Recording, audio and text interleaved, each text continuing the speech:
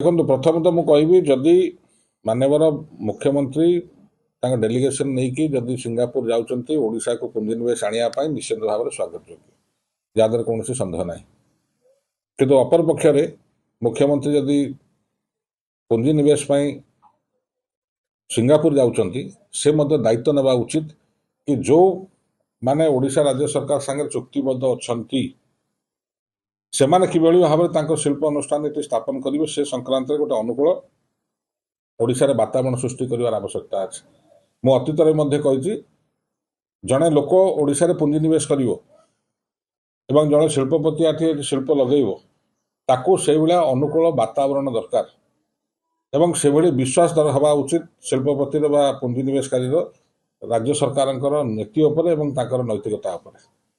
एवं माननीय मुख्यमंत्री को मुझे जरिए यह अनुरोध करी प्रथम आगे से वातावरण को ठीक करूँ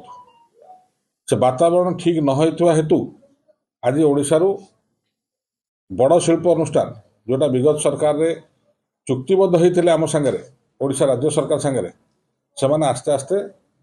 पलैया को बसिले से संक्रांत माननीय मुख्यमंत्री गुरुत्व सह विचार करने उचित एवं जेहेतु तांकर आम सांगे एमओयू हो से निपन स्टील हो बा जीएसडब्ल्यू हो ये दुईटार मुख्यांश कौन क्या गणमाध्यम दुज विषय प्रकाशित हो खबर तो एमाने केमिति रहिबे एठी एवं किभଳି भाव में से पुंजीनिवेश करेंगे